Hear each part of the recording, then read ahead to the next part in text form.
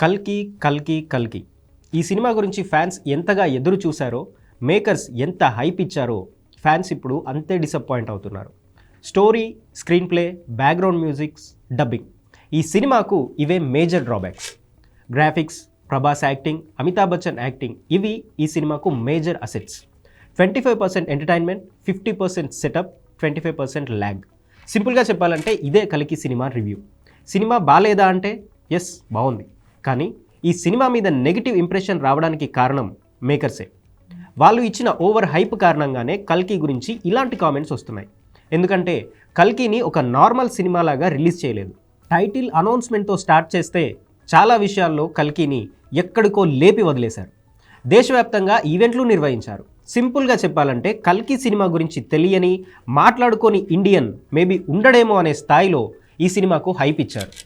ఇదే కల్కి first failure. ఈ హైప్తో ఫ్యాన్స్లో అంచనాలు ఆకాశాన్ని తాకాయి. ఈ సినిమాతో ఇక world wide cine industry records break అవుతాయి అన్న స్థాయిలో కల్కి మీద ఫ్యాన్స్ అంచనాలు పెంచుకున్నారు.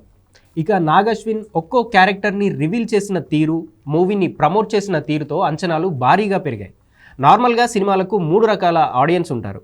ఒకరు fans, 2 movie lovers, occasional visitors. ఈ ముగ్గురే సినిమాకు కీలకం. ఫ్యాన్స్లో ఎవరిని అడిగినా ఖచ్చితంగా సినిమా అద్భుతంగా ఉంది అనే అంటారు.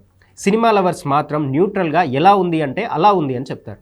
అకేషనల్గా విజిట్ చేసే వాళ్ళు మాత్రం సినిమా అద్భుతంగా ఉంటే తప్ప నార్మల్ రివ్యూ ఇవ్వరు. కల్కి సినిమాకు నాగ్ అశ్విన్ ఇచ్చిన హైప్తో సినిమా లవర్స్తో పాటు అకేషనల్ విజిటర్స్లో కూడా ఇంట్రెస్ట్ పెరిగిపోయింది. టికెట్ల కోసం అంతా ఎగబడ్డారు. కానీ ప్రమోషన్స్లో క్రియేట్ చేసిన హైప్ను థియేటర్స్లో రీచ్ అవ్వలేకపోయాడు నాగ్ అశ్విన్. ఒకవేళ ఇదే సినిమాను ఇంత హైప్ లేకుండా అన్ని ప్రభాస్ సినిమాలు ఎలా రిలీజ్ చేశారో అలాగే రిలీజ్ చేసి ఉంటే ఖచ్చితంగా రివ్యూ మరోలా వచ్చేది. ఇది మేం చెప్తున్నమాట కాదు, థియేటర్స్ దగ్గర ఆడియన్స్ చెప్తున్నమాట.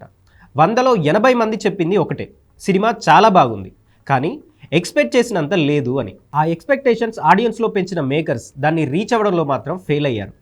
కల్కి విషయంలో సింపుల్గా జరిగింది ఇదే. సినిమాకు ఓవర్ హైప్ ఇచ్చే వాళ్ళకి కల్కి ఈజ్ అ క్లాసిక్ ఎగ్జాంపుల్.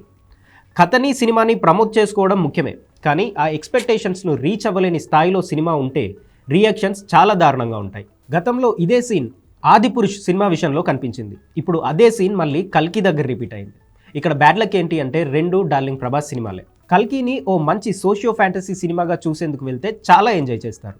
కానీ నాగ్ అశ్విన్ ఇచ్చిన హైప్ను వెతుక్కుంటూ వెళ్తే మాత్రం డిసప్పాయింట్ అవ్వడం పక్కా.